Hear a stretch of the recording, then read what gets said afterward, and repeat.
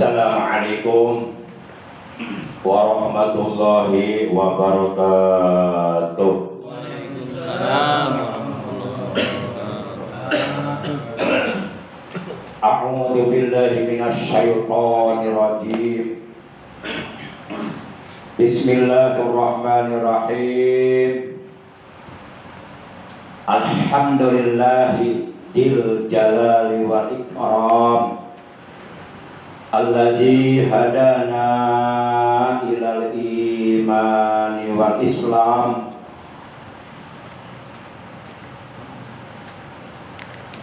Asyhadu an la ilaha illallah al-malikul quddus salam.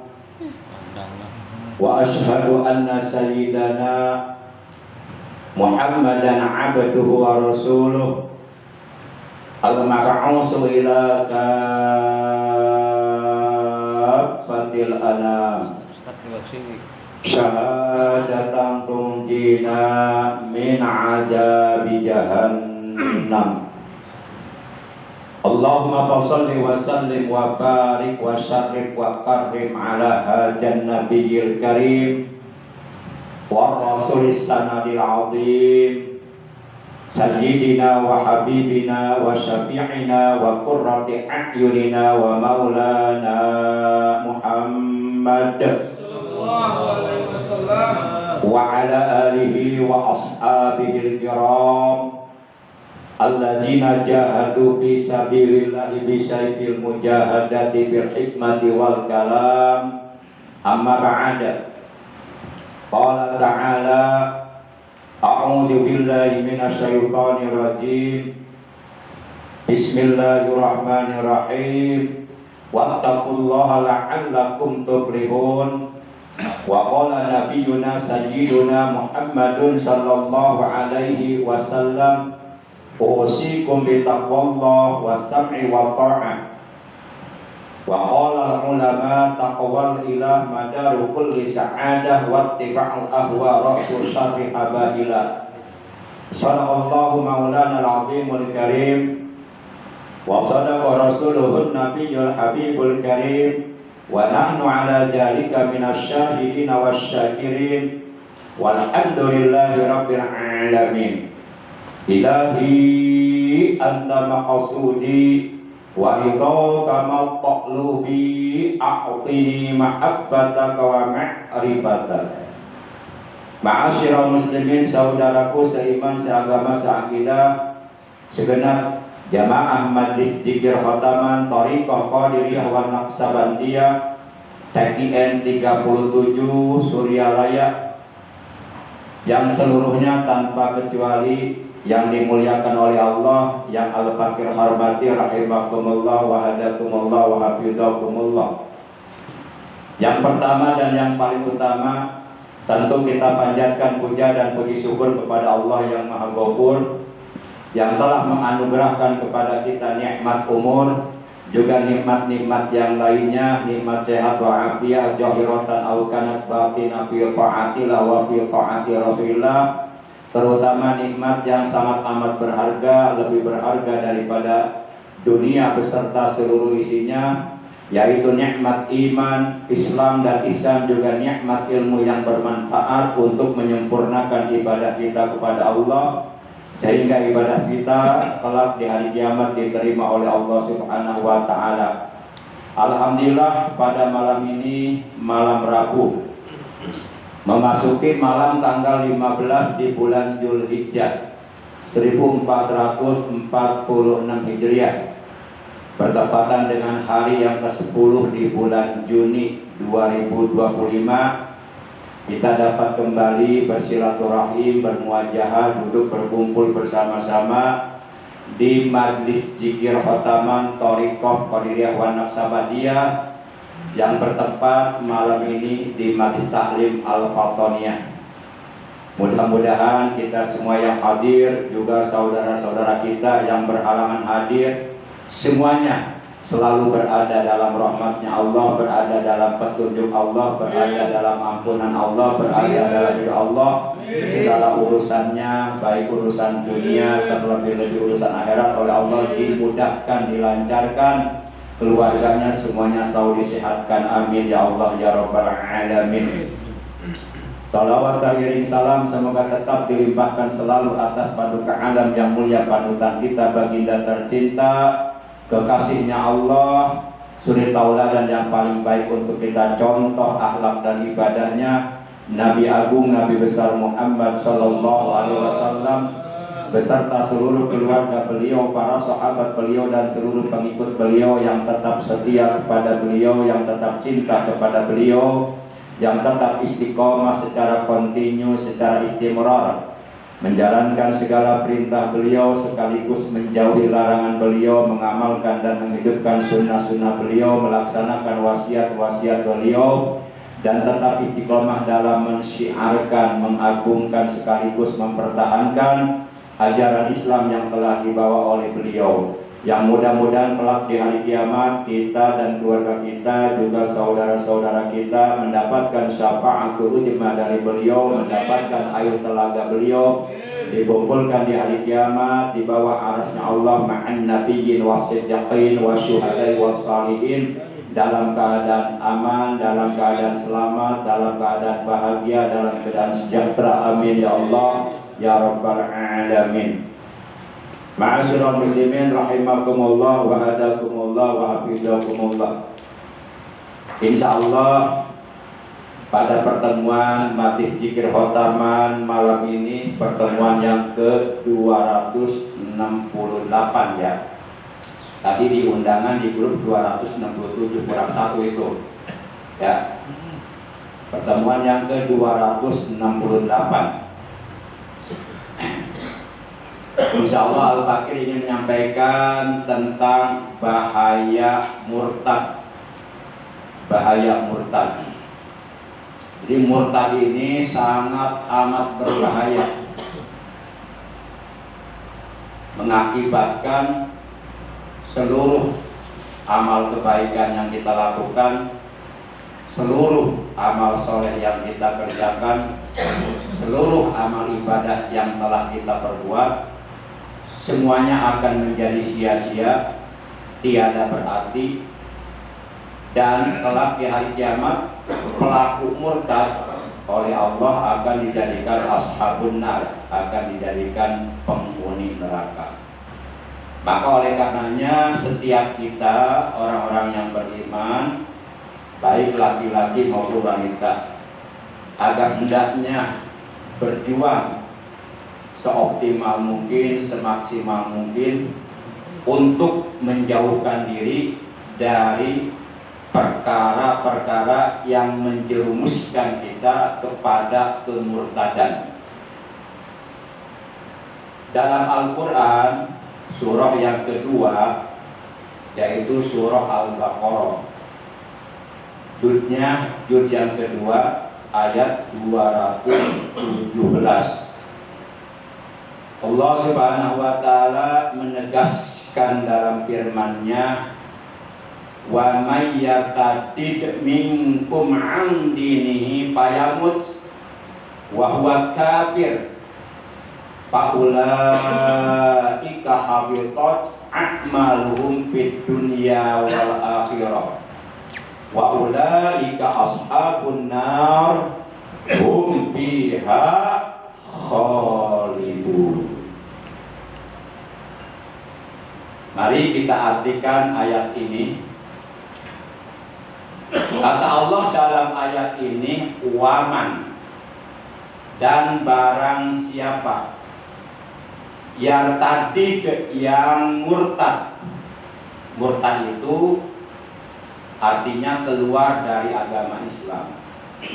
Waman, dan barang siapa yang tadi yang murtad, yakni yang keluar dari agama Islam, minkum, di antara kamu, andinihi, dari agamanya.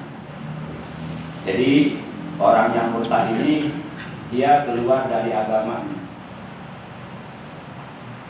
Payamut, lalu ia mati. Setelah murtad mati, artinya belum sempat kembali ke dalam agama Islam, ajal kematian keburu datang merenggut nyawanya. Wa huwa kafir, ia mati dalam keadaan kafir, mati dalam kekafiran. Jadi matinya itu mati kafir, tidak membawa Islam, mati sebagai orang kafir akibat murtad, keluar dari agama Islam. Kata Allah, faulaika ashabun nar. Faulaika, maka mereka itulah habitat yang menjadi sia-sia. Akmalhum, amal-amal mereka. Di seluruh amal-amal kebaikannya, seluruh amal-amal solehnya, seluruh amal ibadah yang telah dikerjakannya dari semenjak mulai balik sampai dia mati dalam keadaan murtad, itu seluruhnya menjadi sia-sia, menjadi sirna, menjadi terhapus, hilang semuanya. Kalau kata orang di barusan, koredas, itu nyesek saat tiga-tiga aja, hangus. Kemudian wa ulaika ashabun nar, kata Allah, dan mereka itulah penghuni neraka. Hum fiha khalidun.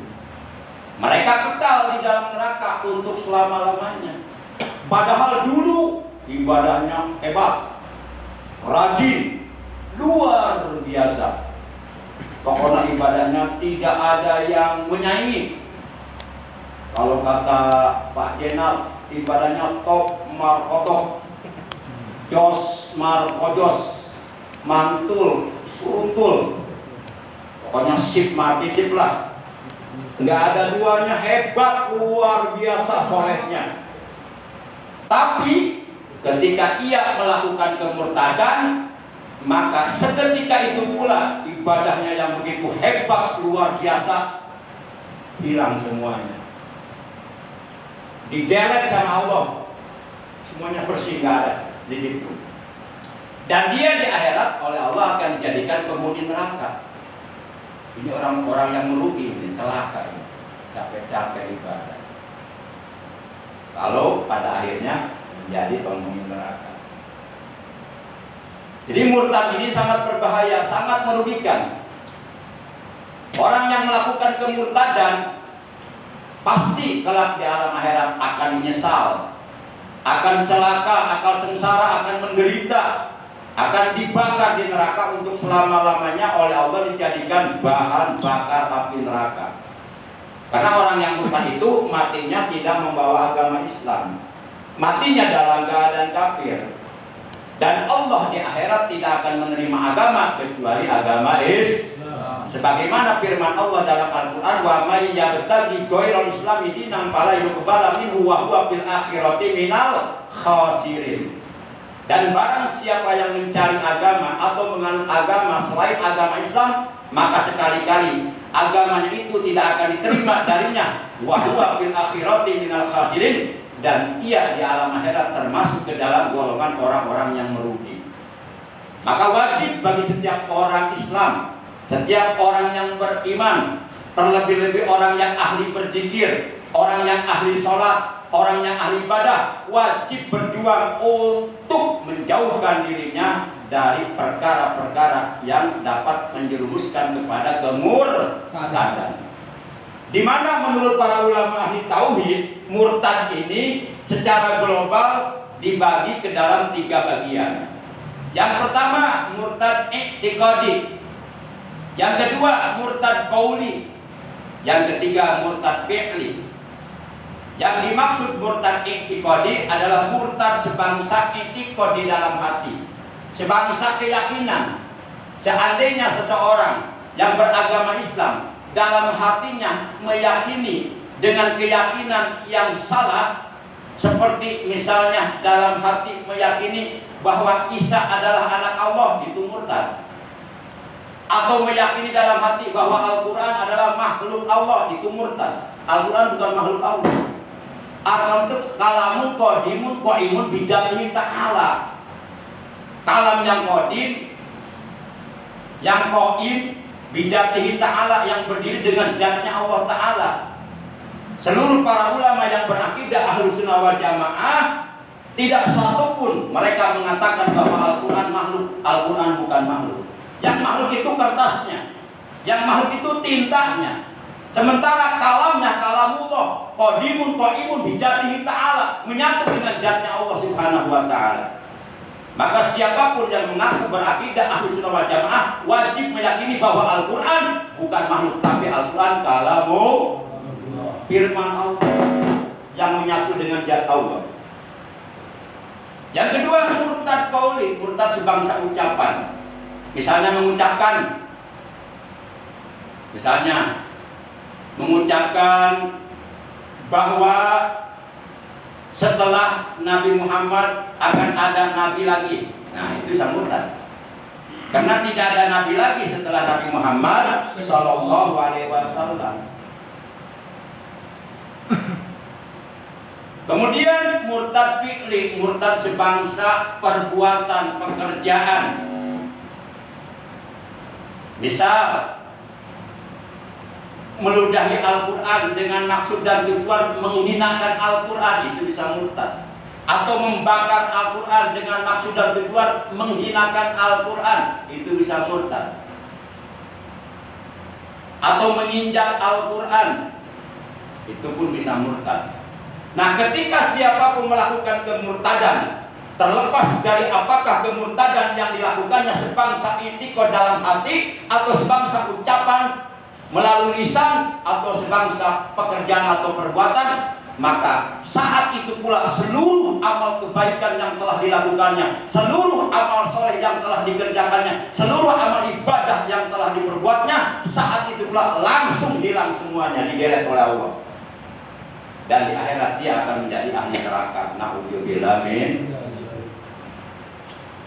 Wajahidu fi sabili haqqa jihadi, kata Allah. Berjuanglah kalian di jalan Allah, mempertahankan keimanan, mempertahankan keislaman, mempertahankan akidah, menjauhkan diri dari kemurtadan. Haqqa jihadi, dengan perjuangan yang hak, yang sesungguhnya. Para jamaah yang dimuliakan oleh Allah Subhanahu wa ta'ala. Nah, itu berdasarkan Al-Quran surah 2 Al-Baqarah juz 2 ayat 217. Wa may yartadi minkum an dinihi fayamut wa huwa kafir fa ulaika habitat a'maluhum fid dunya wal akhirati wa ulaika ashabun nar hum fiha khalidun. Para jamaah yang dimuliakan oleh Allah, ada beberapa perkara yang menyebabkan kemurtadan. Apabila kita melakukan beberapa perkara ini, menyebabkan kita menjadi murtad, keluar dari agama Islam, sadar nggak sadar, sengaja nggak sengaja, keluar dari Islam, akhirnya mati dalam keadaan kafir. Di antaranya, yang pertama, yang dapat merusak keimanan kita, melenyapkan keimanan kita sehingga kita menjadi murtad, keluar dari keimanan kita, dari keislaman kita, yang pertama adalah al-kufru billah. Melakukan kekufuran kepada Allah dengan cara melakukan berbagai macam perbuatan-perbuatan dosa yang dilarang oleh Allah, yang diharamkan oleh Allah. Johirotan au kanat batinah, baik dosanya itu dosa johir yang dilakukan oleh anggota badan seperti dilakukan oleh mata, lisan, telinga, perut, kaki dan sebagainya, dan ataupun dosanya itu dosa batin yang dilakukan oleh hati seperti takabur, hasud, dengki, dikit dan sebagainya. Baik dosa johir maupun dosa batin, apabila kita melakukannya dengan sedikit pun tidak merasa bahwa itu adalah perbuatan dosa, malah justru melakukan dosa dengan penuh kebanggaan, seakan-akan menentang Allah, ini bisa merusak keimanan kita. Berapa banyak orang yang melakukan dosa dengan bangga, dengan tertawa-tawa, seakan-akan yang merasa bahwa itu bukan perbuatan dosa. bukan perbuatan yang dilaknat oleh Allah, bukan perbuatan yang dimurkai oleh Allah. Nauzubillah min dzalik. Jadi dosa itu enggak sebatas dosa johir saja seperti berzina, mencuri, mencaci maki, menghina orang lain, menyakiti hati orang lain dengan lisannya. Ada juga dosa-dosa batin seperti iri hati kepada tetangga, syirik, hasud, dengki, ambisi, dan sebagainya. Takabur, ujub, membanggakan diri, merasa diri paling hebat, merasa diri paling kaya, dan sebagainya lah. Itu dosa, dosa batin. Kemudian yang kedua, asyirku billah, melakukan kesyirikan kepada Allah. Dan dosa syirik kepada Allah adalah merupakan dosa yang amat terbesar.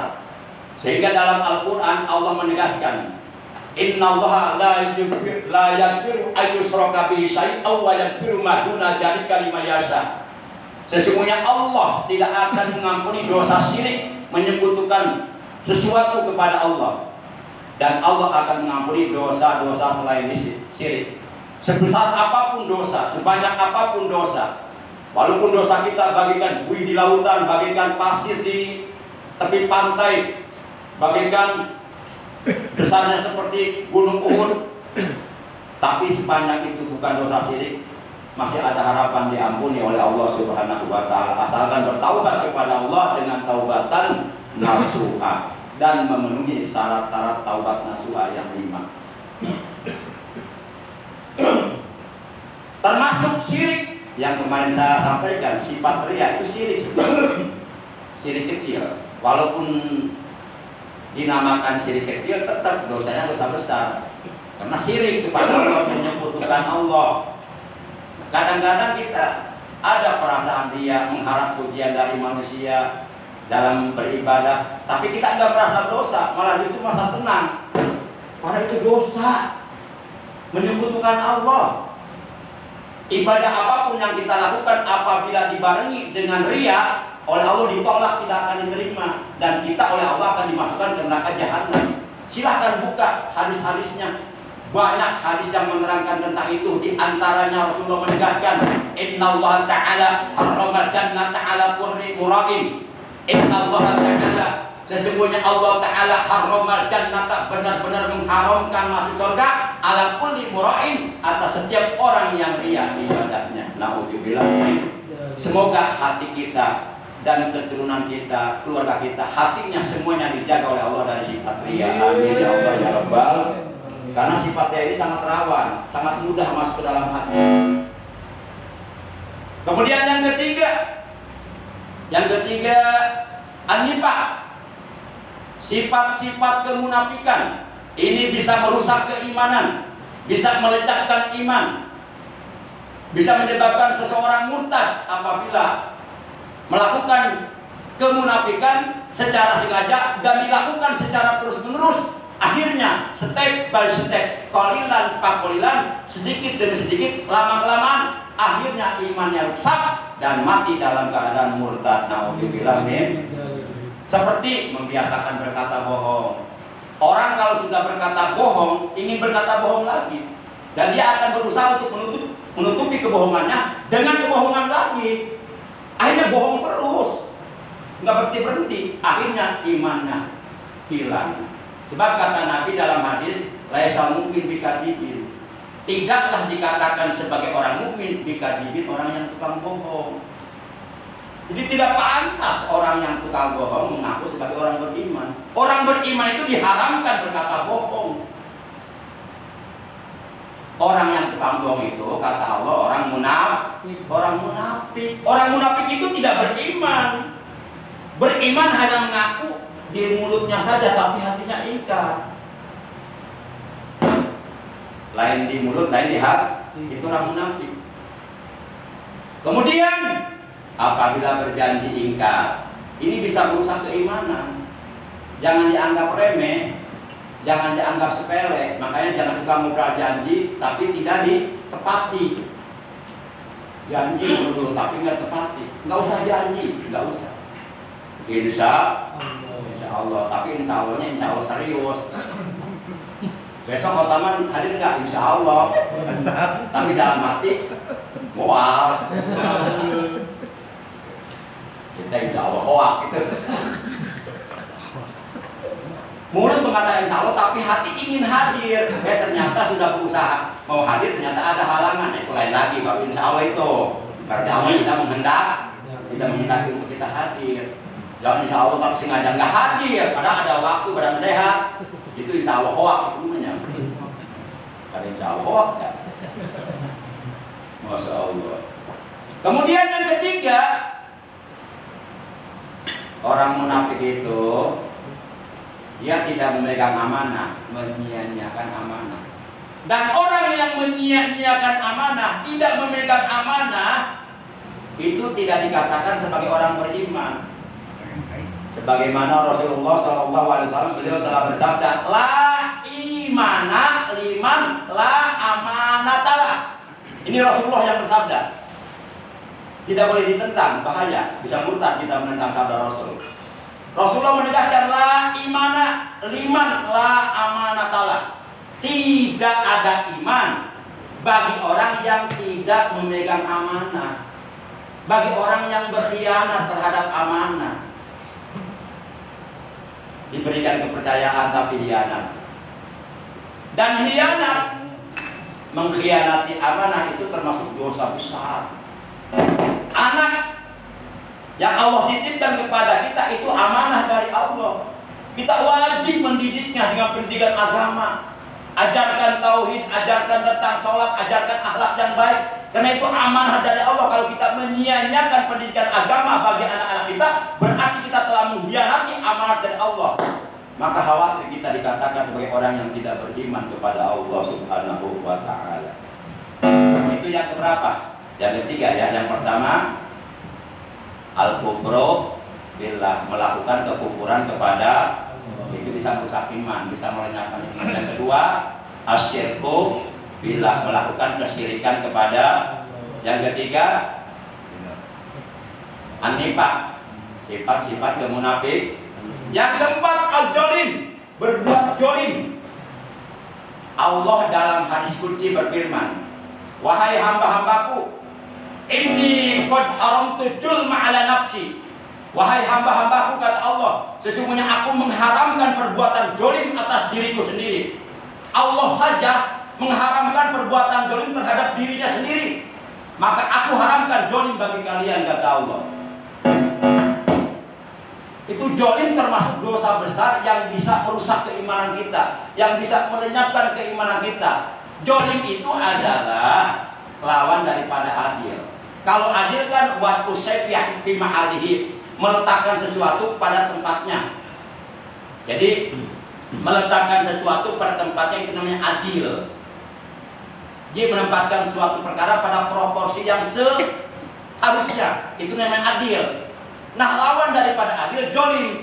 Jolim itu bisa merampas hak orang lain, menyia-nyiakan hak orang lain, atau menghalangi hak orang lain untuk melaksanakan haknya, dihalang-halang, dicegah supaya dia tidak melaksanakan haknya. Itu telah jolim, orang tersebut telah berbuat jolim. Dan yang kelima, yang melenyapkan keimanan kita, merusak keimanan kita, membuat kita mati dalam keadaan murtad adalah yu'inul jolim, berpihak kepada orang yang jolim, membantu orang yang jolim, mendukung orang yang jolim. Umpamanya kita sudah tahu bahwa orang ini telah berbuat jolim, kita dukung, kita bekerja sama dengannya dalam kejoliman, kita berpihak kepadanya, maka ini bisa merusak keimanan kita, bisa menyebabkan amal ibadah kita menjadi sia-sia di hadapan Allah Subhanahu. Kalau umpama kita sudah tahu dengan jelas bahwa seseorang itu berbuat jolim, maka kita dilarang berpihak kepada orang yang jolim, dan kita diperintahkan untuk mencegah kejoliman yang dilakukannya dengan cara ngasih tahu. Jangan malah justru kita mendukung kejolimannya, berpihak kepadanya untuk melakukan kejoliman. Sama aja. Orang yang mendukung kejoliman, sama aja dia telah berbuat jolim. Sama aja. Dia telah bersekutu, bekerja sama dalam kejoliman. Dan orang yang berpihak kepada kejoliman, mendukung terhadap kejoliman, bekerja sama dalam kejoliman, itu dia murtad. Mohon maaf, ini bukan kata saya. Yuk kita buka hadisnya. Ada yang hafal hadisnya? Ada yang hafal nggak hadisnya? Enggak. Silakan, kalau hafal silakan. Yang hafal silakan dibaca hadisnya, berarti membantu saya. Ada yang membantu saya? Enggak ada. Enggak ada. Kali ada yang membantu itu. Imam Ibnu Katsir, beliau pengarang tafsir Ibnu Katsir. Ketika beliau mentafsirkan ayat Al-Quran dalam surah 5 Al-Maidah ayat 2 yang berbunyi ta'awanu 'alal birri wat taqwa wa la ta'awanu 'alal ismi wal udwan. Kata Allah, tolong menolonglah kalian, bantu membantulah kalian, bahu membahulah kalian, bekerja samalah kalian alal birri dalam kebaikan, wa taqwa dan dalam ketakwaan, wala ta'awan dan janganlah kalian tolong menolong, janganlah kalian bantu membantu, janganlah kalian bahu membahu, janganlah kalian bekerja sama, janganlah kalian saling mendukung alal ismi dalam perbuatan dosa, wal udwan dan dalam permusuhan. Nah, Imam Ibnu Katsir dalam kitab tafsir Ibnu Katsir, ketika beliau mentafsirkan ayat ini, beliau mengutip sebuah hadis Nabi, di mana anna Rasulullah sallallahu alaihi wasallam qol, bahwasanya Rasulullah sallallahu alaihi wasallam beliau telah bersabda, man masa ma'al zalimin yu'ayyinahu wa huwa ya'lamu annahu zalim faqad kharaja minal Islam. Ini jelas banget ini hadisnya. Kita artikan hadis ini. Rasulullah Shallallahu Alaihi Wasallam beliau telah bersabda, barang siapa yang berjalan bersama orang yang zalim. Maksudnya, barang siapa yang berpihak kepada orang yang zalim, barang siapa yang mendukung terhadap orang yang zalim, yu'ayyinahu, dia berjalan bersama orang yang zalim untuk membantu kejolimannya, untuk menolong kejolimannya. Ada orang mau berbuat zalim, kita bantu kejolimannya. Nah, barang siapa yang berjalan bersama orang yang zalim untuk membantu kejolimannya, wa huwa ya'lamu annahu zalim, sedangkan ia tahu bahwa orang itu zalim. Ia tahu bahwa orang itu berbuat zalim, tapi dibantu sama kita. Maka kata Nabi, faqad kharaja minal Islam, maka sungguh ia telah keluar dari agama Islam. Jangan dianggap remeh ini. Kadang-kadang oleh karena ketidakpahaman kita membantu perbuatan zalim yang dilakukan oleh seorang. Itu konsekuensinya mengakibatkan kita keluar dari Islam. Mungkin oleh karena kita belum tahu keterangannya. Udah tahu ini orang berbuat zalim, dibantu, didukung program-programnya. Nah, maka konsekuensinya adalah kata Nabi, faqad kharaja minal Islam. Ini Nabi yang mengatakan, maka sungguh dia telah keluar dari agama Islam, alias murtad. Murtad itu keluar dari Islam. Jadi jangan sampai kita, bahkan kalau kita lihat surat 11 yaitu surat apa?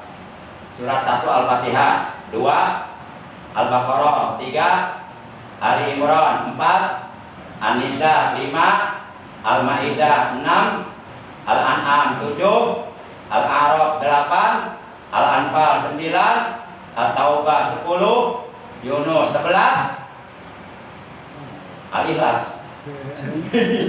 Al-Ikhlas surah ke-112. Surah ke-11 surah Hud. Nah, dalam surah yang ke-11 yaitu surah Hud, judnya jud 12. Sebab surah Hud dibagi 2 jud. Sebahagian ada di jud 11, sebahagian ada di jud 12. Ayatnya ayat 113. Surah 11 Hud jud 12 ayat 113. Allah berfirman, wala tarkanu ilal ladzina zalamu fatamassakumun nar. Ini kata Allah. Wala tarkanu, kata Allah, dan janganlah sekali-kali kamu cenderung, kamu condong. Menurut Ibnu Katsir, kamu berpihak ilal ladzina zalamu kepada orang-orang yang berbuat zalim. Jadi kita dalam ayat ini dilarang oleh Allah berpihak kepada orang yang berbuat zalim. Allah melarang, Allah mengharamkan kita berpihak kepada siapapun yang berbuat zalim. Apabila kita berpihak kepada yang berbuat zalim, samalah kita telah berbuat zalim seperti orang itu. Naudzubillah min. Ini Allah yang melarang, bukan Nabi lagi. Langsung Allah melarang, wala tarkanu ilal ladzina zalamu, dan janganlah sekali-kali kamu cenderung, kamu condong, kamu berpihak kepada orang-orang yang berbuat zalim, fatamassakumun nar, yang menyebabkan kamu akan disentuh api neraka. Jadi siapapun yang berbuat zalim atau yang mendukung perbuatan zalim pasti akan disentuh api neraka. Jadi jangan main-main ini. Tidak ada iman bagi orang yang berbuat zalim. Lalu kalau umpama tidak ada iman bagi orang yang berbuat zalim, lalu kalau dia suka sholat, ya sholatnya sia-sia. Kalau dia suka baca Quran, ya baca Qurannya sia-sia. Kalau dia suka tahajud, ya tahajudnya sia-sia. Kalau dia suka zikir, ya zikirnya sia-sia. Kenapa? Karena keimanannya sudah lenyap diakibatkan perbuatan zalim yang telah dilakukan. Berarti zalim bahaya enggak? Bahaya banget ini. Jangan dianggap remeh ini zalim. Masya Allah, demikian yang bisa Al-Kafir sampaikan. Kurang lebihnya mohon maaf. Terima kasih atas kehadirannya, atas perhatiannya. Mudah-mudahan walaupun singkat, mudah-mudahan apa yang Al-Fakir sampaikan semoga oleh Allah dijadikan ilmu yang bermanfaat, ilmu yang barokah, ilmu yang disertai hidayah, ilmu yang dapat menghantarkan kita untuk bisa meraih ampunan Allah, meraih rahmatnya Allah, meraih ridhonya Allah, meraih surganya Allah. Amin ya Allah ya Rabbal Alamin. Yuk sebagaimana biasa kita istiqomahkan untuk bersama-sama membaca zikir jalalah. Bismillahirrahmanirrahim. La ilaha illallah al-mawjudu fi kulli zaman. La ilaha illallah al-ma'budu fi kulli makan. La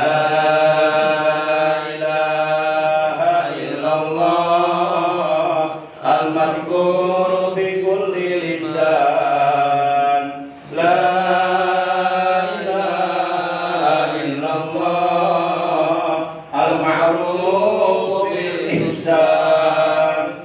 La ilaha illallah kullu yawmin huwa fi sya'n. La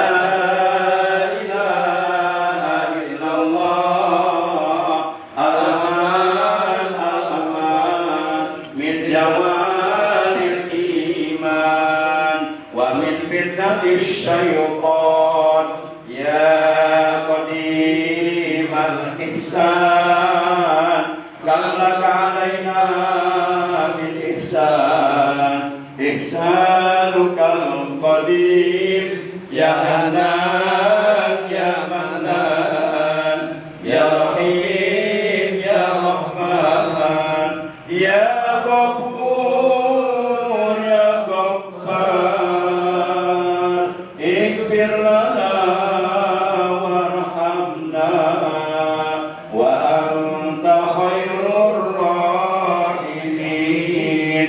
وصلى الله على سيدنا محمد وعلى آله وصحبه وسلم والحمد لله رب العالمين.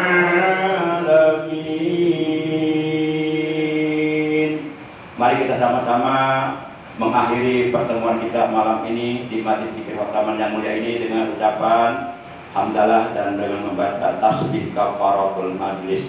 Alhamdulillahirabbil alamin. Subhanakallahumma wa bihamdika asyhadu an la ilaha illa anta wahdaka la syarika laka astaghfiruka wa atubu ilaik. Astaghfirullah.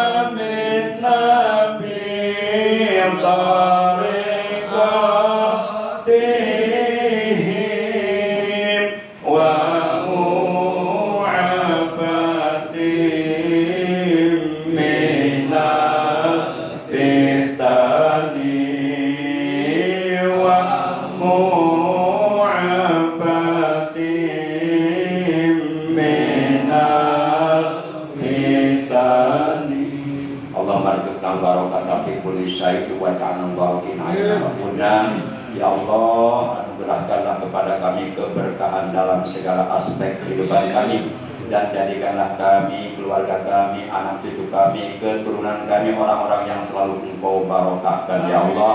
Allahumma barik lana fi kulli ma a'taitana ya Allah, apapun yang Engkau anugerahkan kepada kami, barokahkanlah untuk kami semuanya ya Allah, di dunia dan di akhirat, dan jadikanlah kami orang-orang yang selalu istiqomah dalam menjalankan perintah-Mu ya Allah. Rabbana atina fid dunya hasanah wa fil akhirati hasanah wa qina adzabannar. Wa sallallahu ala sayyidina Muhammad wa ala alihi wa sahbihi wasallam. Subhana rabbika rabbil izzati amma yasifun wa salamun ala mursalin walhamdulillahi rabbil alamin. Demikian, terima kasih, mohon maaf. Hadanallahu wa iyyakum ajmain. Wassalamualaikum warahmatullahi wabarakatuh.